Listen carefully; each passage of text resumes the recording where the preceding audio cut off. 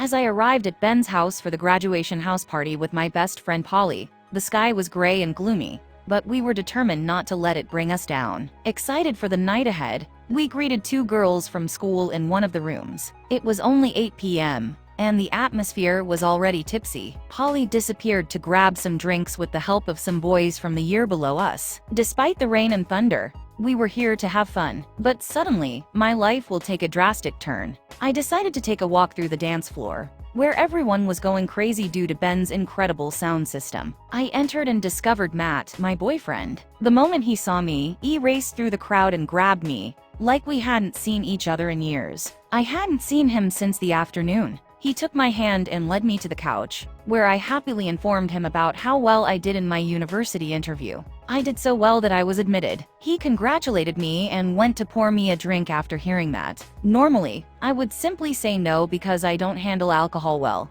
I would just say that I have to go home, and I don't want my mom to smell it on me. But I thought no, not this time. I was so proud of myself that I go into university that I think a little congratulations are in order. So, cheers. It started with one glass, then another, and another, and another. My cognition and recollection went away as I drank more. One thing remained: how hot and intense it felt to touch and kiss him. He led me to one of the bedrooms as we kissed, one hand opening the door and the other groping around under my top. The drink simply caused me to forget everything. All I could think about was the new sensations I was experiencing. I'd never had such a short burst of tremendous pleasure from sex before. When we jumped onto the bed and made love, I didn't even for a second think about the consequences that would follow. About a month after that, I started to feel strange. I smelled something that made me sick when I was helping my mother cook. But I'd been under a lot of pressure from university, not to mention all the stress from previous examinations and college applications, so that had to be it right. When I noticed that my period hadn't arrived in almost a month,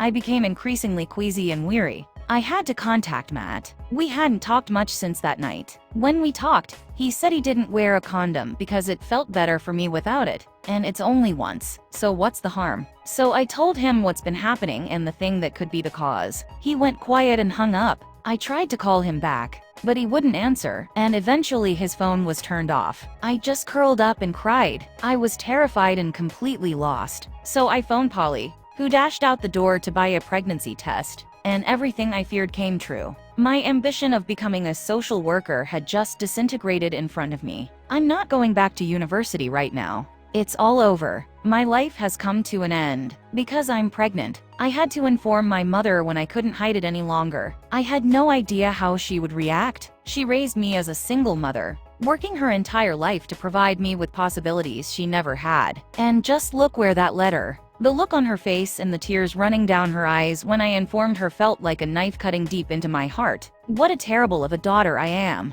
But quickly, she pulled me close and comforted me with words I didn't expect she'd say. She told me that everything is going to be fine, and that we would get through this together. The three of us. Patty, Patty, Patty. Someone was trying very hard to wake me awake. It was Polly. Wait, what happened? I was completely puzzled, and my head is killing me. Polly then stated that I was so drunk last night that when Matt said he was going to take me to bed, she advised him that it wasn't a good idea because I was too drunk, as was he. So she stayed with me the entire night to make sure I was okay. I completely blacked out and don't remember anything. My dream could have easily been a reality if Polly hadn't been looking out for me that night. On my way out, I stopped to say goodbye to Matt, who appeared to be angry about the previous night. I guess that concerned him since he ended his relationship with me the next day and began seeing someone else. But it was okay because Polly was with me the entire time, guiding me through the breakup and assuring me that everything would be fine. 3 weeks later,